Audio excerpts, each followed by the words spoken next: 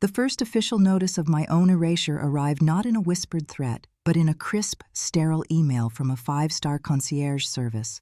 It was a cancellation confirmation for my private villa at the Aegis, the private island estate I owned. My name, Elara Vance, had been meticulously crossed out and replaced with that of a celebrity Reiki healer I'd never met. The requester, my sister-in-law, Serafina Sterling, had filed it a week ago. The subject line read simply, "Logistics Update." It wasn't the exclusion that made the air in my lungs turn to ice. It was the chillingly corporate efficiency of it all. It was the slow, dawning horror that I had spent years sitting at their mahogany tables, believing I was a partner, only to discover I was merely a line item they could delete. And when the island staff would greet me with, "Welcome home, Ms. Vance," I used to feel a quiet pride, because it was true. But why did that truth now feel like a weapon they were turning against me? My mornings always began in stillness. A cup of black coffee in a heavy porcelain mug, the one with a hairline fracture near the base that I refused to throw away.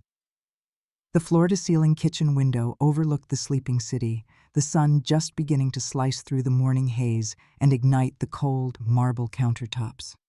My husband, Julian, was already gone, leaving only the ghost of his expensive cologne and a half-empty glass of water on the nightstand. I was scrolling through my inbox, a force of habit, when I saw it. An email from my niece, forwarded accidentally with a single attachment, a PDF titled, "Aegis Summit Itinerary, Final." My thumb froze. The annual Sterling Family Summit. For a decade it had been the family's most sacred tradition, a gathering of the clan on the private island I had purchased as a sanctuary from the world. I had been invited precisely twice since marrying into the Sterling dynasty. The first time, I'd made the cardinal sin of suggesting they update the island's outdated security protocols.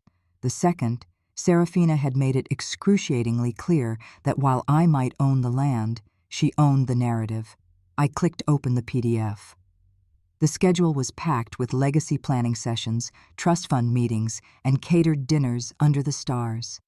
Then I saw the guest manifest, Serafina's perfectly symmetrical smile in her bio photo, her husband Marcus, the silent twin, Genevieve, my mother-in-law, clutching a glass of champagne in her picture, Julian's younger cousins with their new fiancés. Everyone except me. There was a secure family messaging channel, the Sterling Directorate. Julian had added me years ago, a symbolic gesture of inclusion, then quietly removed me after I'd questioned a particularly shady offshore investment during a board meeting. A long, bitter story. I checked anyway. No channel, no messages, not a single email about the summit. I stared at my phone, the coffee growing cold beside me. My heart wasn't racing. It was something far worse. It was a leaden stillness, a sinking confirmation that this wasn't an oversight. It was a coup. That afternoon, as I was arranging files in my home office, my phone buzzed. A message from Serafina, but it wasn't for me.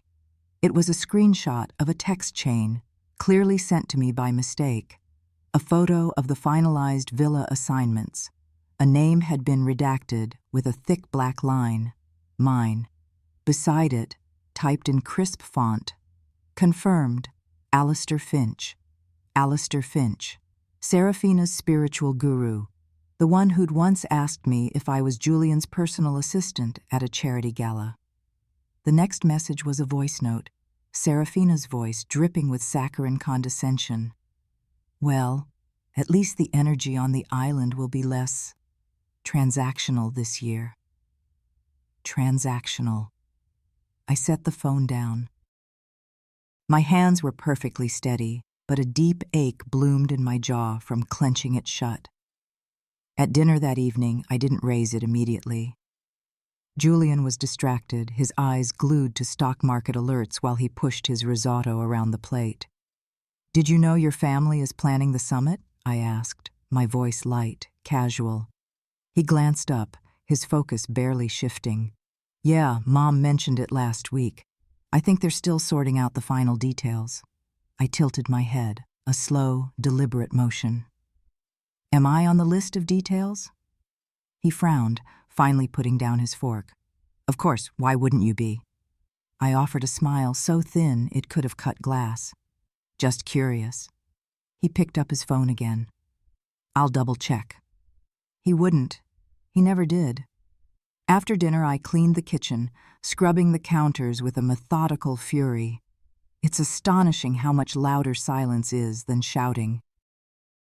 That night, I lay awake, staring at the shadows on the ceiling, replaying every quiet dismissal, every polite erasure, the foundation galas I only learned about from Vogue. The closed-door meetings that fell silent the moment I walked past. I wasn't naive. I never expected warmth from Serafina, but this was different. This was a calculated excision. The most insidious part was that no one would ever name it. At some point, you stop asking why they exclude you. You start asking yourself why you ever fought so hard to belong. Before I switched off the lamp, I pulled a leather-bound journal from my nightstand and wrote a single sentence in black ink. Observe. Do not engage. Not yet. The next morning, a text from Serafina herself arrived. It was a masterpiece of passive aggression, polite on the surface, but laced with venom.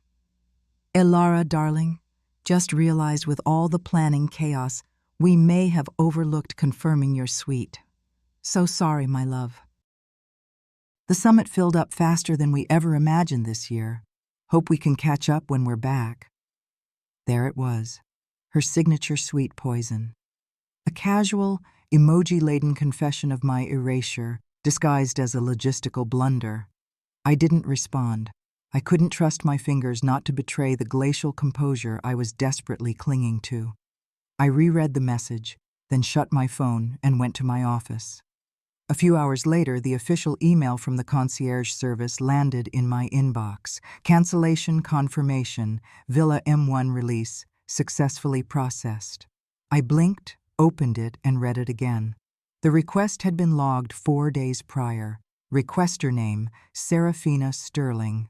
So that's how she wanted to play this.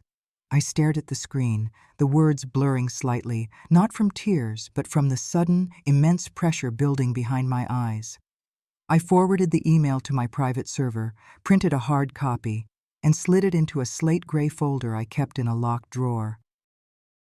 The label on the folder simply read, Contingency. When Julian came home that night, the city lights were just beginning to glitter against the darkening sky. He dropped his keys into the ceramic bowl by the door, the sound echoing the hollowness I felt. I waited until he'd poured himself a scotch before I spoke. Serafina texted me.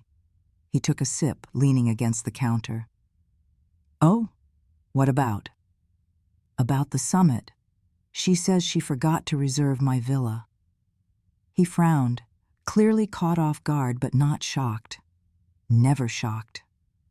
Really? That's odd for her. She called it a miscommunication. Huh. He took another drink. Maybe it was just that, you know how those things get. It's a logistical nightmare. It wasn't a miscommunication, Julian, I said, my voice dangerously calm. I received a cancellation confirmation. She submitted it 4 days ago. He didn't look at me. He swirled the amber liquid in his glass, as if the answer was hidden in the ice. Look, maybe she thought our plans had changed, or that we weren't coming. She replaced my name with someone else's, Julian. That's not an assumption. It's a receipt. He stayed quiet, and in that suffocating silence, I heard everything I needed to. Later, after he had retreated to his study to lose himself in market analyses, I sat at my desk and opened my laptop. I didn't search for old photographs or sentimental texts. I opened a new, encrypted document and titled it, A History of Undermining. The list flowed from my fingertips with terrifying speed. Forgot to include me on the email chain for Genevieve's 70th birthday planning. Accidentally, submitted my preliminary island development proposal under her own name to the family board. Casually told a Forbes reporter that the Aegis was a long-standing Sterling family retreat she helped conceptualize. By the time I finished, my jaw ached with a pain born not of anger, but of blinding clarity. Just as I was about to close the laptop, a new message flashed on my screen. It wasn't from Serafina. It was from her executive assistant, a young woman I'd once helped with a networking introduction. The message was a forwarded screenshot of a conversation between Serafina and the family's chief legal counsel. It was clearly meant for a different recipient. Serafina's text: "Don't worry, she's not a factor anymore. I handled it." She handled it. I don't know how long I stared at those 3 words, but when I finally blinked, the room was dark. I stood, crossed the room, and unlocked the drawer. I added the new printouts to the contingency folder, then closed it with a soft, final click. This was never about a villa. I sat on the edge of the bed, the folder in my lap, staring at the word cancellation. The Aegis wasn't just an island. It was the first thing I had ever built that was truly mine. It was born from 5 years of all-nighters, of ramen dinners, of pitching my tech startup to venture capitalists who'd said things like, "You've got fire, sweetheart, but we're looking for someone with more gravitas." They meant a man. They just never said it. I had driven my own delivery vans when staff quit. I had walked into boardrooms in ill-fitting blazers. I'd steamed in the bathrooms of roadside gas stations. And through it all, I whispered to myself, "You don't need their approval. Just build the damn thing." When my company was finally acquired for a sum that made those same VCs crawl back with fawning emails, I didn't buy a penthouse or a fleet of cars. I bought that island. I signed the papers with a hand that didn't shake, feeling a strange, profound calm, as if I had finally become the person I'd spent my whole life trying to prove existed. And yet, I had let the lawyers add Julian's name to the ownership documents. "It streamlines the tax implications," our accountant had said. "Better for the Sterling Family Trust, cleaner down the road." Down the road indeed. Within months, the Aegis became Sterling family lore. It was Julian's island. The Sterling's legacy. At the last summit I attended, Serafina had raised a glass. "It's so meaningful," she'd purred, "to have traditions anchored to something we, as a family, can pass down. It makes our legacy feel so tangible." She had turned to me then, her eyes like chips of ice. "And it's just wonderful how Ilara supports it." Supports it. Like I was the caterer, not the creator. The memory was a single drop in an ocean of quiet thefts. Serafina had always been a master of appropriation. Business strategies I'd brainstormed aloud became her brilliant insights. Philanthropic connections I'd cultivated became her social triumphs. Each time I'd told myself to let it go, choose your battles. But when someone steals your voice for long enough, you begin to forget the sound of it yourself. They were live streaming the pre-summit dinner. I didn't have to look for it. A notification from Serafina's public profile popped up while I was reviewing quarterly reports. Laughter, clinking glasses, a long, opulent table glowing under candlelight. The caption read, "The Sterling Summit begins. So grateful for legacy, family, and shared vision." There they were. Genevieve beaming, Serafina holding court, and Julian sitting quietly, sipping his wine, his face a mask of placid complicity. Then Serafina stood to give a toast, her voice a polished, practiced balm. "When we gather like this," she began, "I am reminded of what makes this family so special. It's not just our history. It's the people who carry that history forward with intention." Heads nodded. "We only welcome those who truly understand what this legacy demands. Those who add to it, not dilute it." That line, that perfectly aimed diamond-tipped dart. I paused the video, rewound it, and listened again. Those who dilute it, no name mentioned, but every person at that table, every follower watching online, knew exactly who she meant. And Julian just sat there. That night, I didn't confront him. I didn't scream. I just let the video play on a loop on the large screen in our living room while he stood there, his face impassive. When it finished, I simply looked at him. "She likes theatrics, Elara. You know that," he finally mumbled. "That's not a defense, Julian. It's a confession. I didn't write the speech, but you gave it a standing ovation with your silence." His quiet wasn't defensive. It was worse. It was exhausted resignation. The next morning, I packed, not swimsuits and resort wear, but documents. Bank transfers, the original purchase agreement for the island, email chains, a highlighted transcript of Serafina's speech. I chose a severe charcoal gray dress. Professional, powerful, silent. This wasn't about fitting in anymore. It was about taking over. Downstairs, Julian was staring into a cup of coffee. "I'm heading to the Aegis today," I said. He finally looked at me, his eyes pleading. "Elara, don't escalate this. Can't we just talk to them?" "They've been talking," I said calmly. "I'm just going to give them something to talk about." I looked at him, my heart a cold, hard stone in my chest.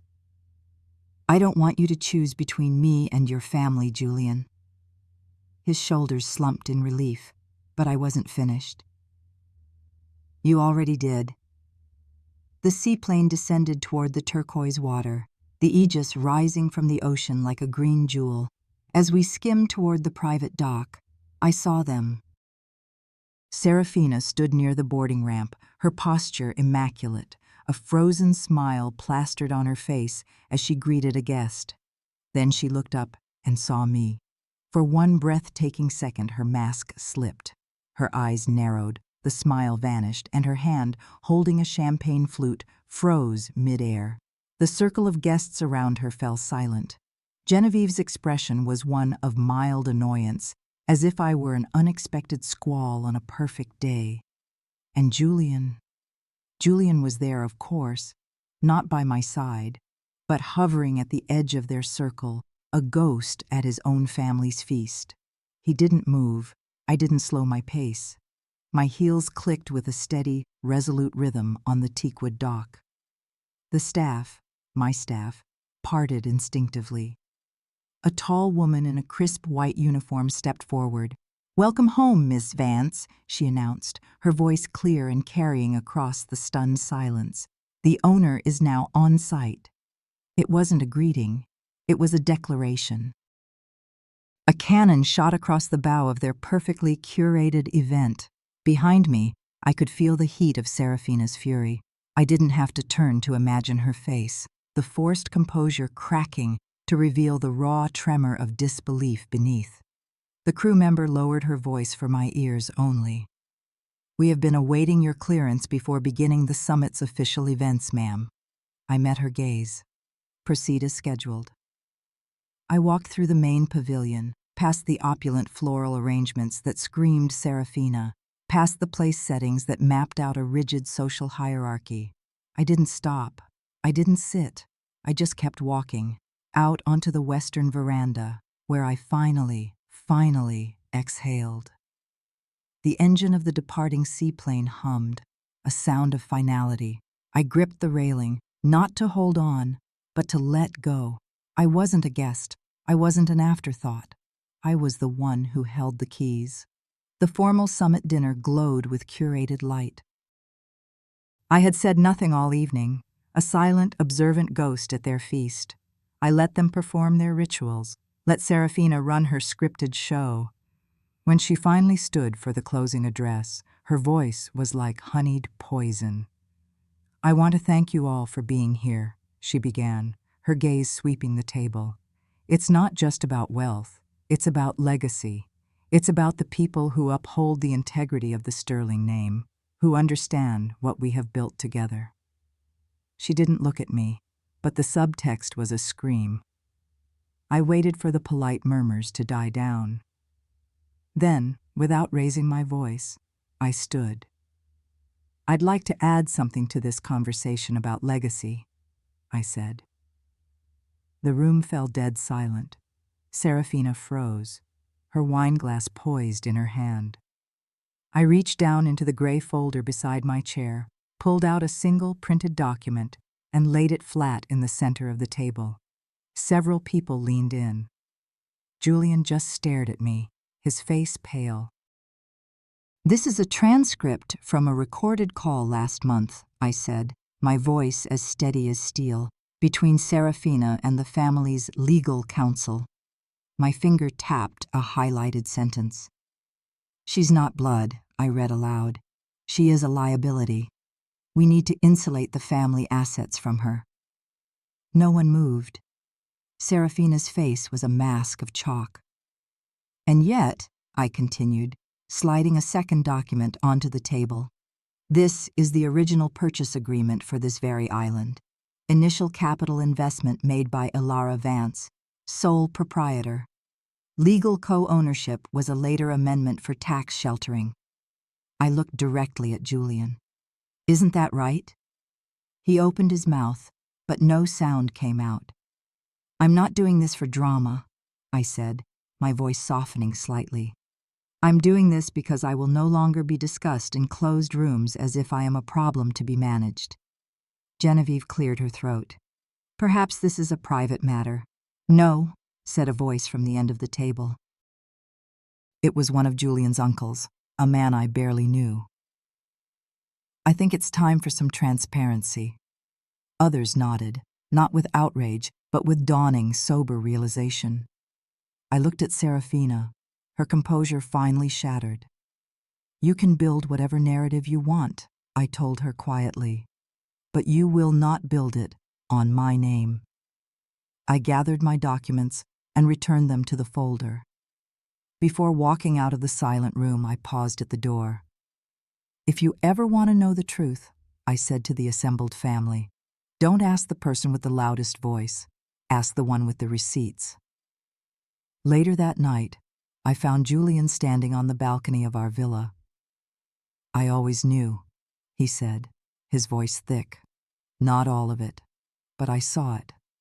I let her write the script because I was a coward. I didn't want to ruin the show." He finally turned to face me. "I didn't protect you, not when it counted. If you'll let me, I want to make it right." I spoke to the lawyers. "We can restructure the ownership. It should be solely yours." I looked at him, at the genuine anguish in his eyes. "This was never about a title, Julian," I said. "It was about being seen." He nodded, understanding dawning in his eyes. He didn't press, and that meant more than any legal document. The next morning, the island was wrapped in a thick fog. Breakfast was a quiet, somber affair. No one avoided me. They observed me cautiously, as if I were a force of nature they had underestimated. A week later, back in the city, I hosted a Sunday brunch. Not at a grand estate, but in the sun-drenched dining room of my own home. My table wasn't filled with sterlings. It was filled with the young entrepreneurs I mentored, with old friends, with people who had earned their seat.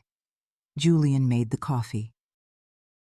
As I looked around the room at the real, unscripted conversation and easy laughter, I thought of a small, folded note I'd found tucked in an old book, written in my late father's hand. "Don't fight for a seat at the table," it read. "Build your own." I used to believe that power was something you inherited or married into, a legacy passed down through blood. But I learned that true power isn't given. It's forged. It's built in the quiet hours when no one is watching, cemented not by who your family is, but by who you have the courage to become. Legacy isn't about the name you carry. It's about the world you create. And healing, I discovered, doesn't always sound like forgiveness. Sometimes it sounds like the quiet, profound peace of your own name, spoken in your own voice, in a room you built yourself.